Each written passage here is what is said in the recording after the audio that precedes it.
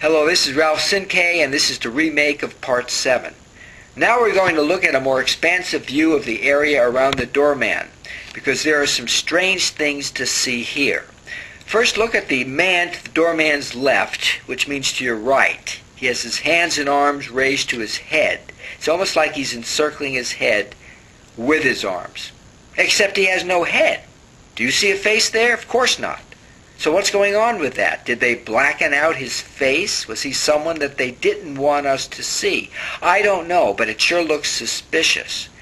Then I want you to look to the area right around his right armpit. So as we're looking at him, it's on our left. You'll see a white blotch there. It's like an artifact, like noise. However, there seems to be the outline of a man's head around it. It seems to be covering up his face. But whose face is it? And below that you can see his body, his torso, in black. And it descends down and merges indistinguishably with the black hair of the African-American woman below him. And the net effect is that he is almost completely concealed. Many people have looked at this photo and not spotted him at all. So who is he? Well, I've discussed it with Dr. Fetzer, and he thinks very strongly that this is the real Lovelady. Once they decided to get rid of Oswald by turning him into Lovelady, they had to get rid of the real Lovelady, because you can't have two Loveladies. And they had to blacken his shirt because otherwise the checkered pattern would have stood out and been recognized very easily. And you can tell that the whole thing is fake because of the appearance of the African-American woman's hair. She's got a beautiful smile, a radiant face, but that hair of hers looks very contrived, artificial, and fabricated. It almost looks like somebody took a felt pen and drew it in. That's how artificial it looks. And if you compare it to the hair of the woman next to her, you'll see what I mean. Now turn your attention to the man in the suit jacket and the fedora hat, standing to the right of Doorman. He's turned around. He practically has his back to us. But why is he turned around? At that very moment, the president is driving by. Shouldn't he be looking at the president? Why is he looking at the doorman?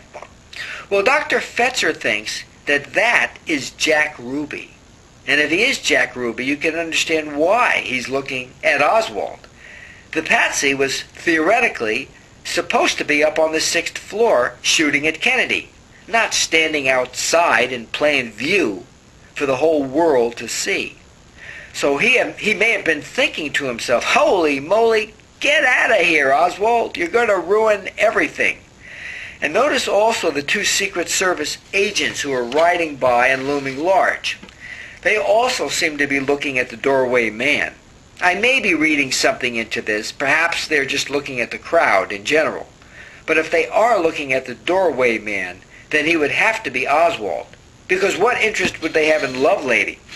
Lovelady wasn't involved with any clandestine agencies of the U.S. government, as Oswald was. And the same applies to Jack Ruby.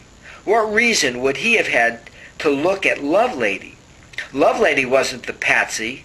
Ruby probably didn't even know Lovelady, but he definitely knew Oswald. Read JFK and the Unspeakable by Jim Douglas to learn about that. In fact, one of the witnesses who died mysteriously soon after the assassination was a woman who had been a stripper at Ruby's strip joint in Dallas. And she said that Ruby and Oswald cavorted many times. Marita Lorenz is another person who reported seeing Ruby and Oswald together shortly before the assassination. Next time we're going to look at a picture of Lee Oswald that is so close to that of the doorway man that it's startling. So please tune in. Thank you.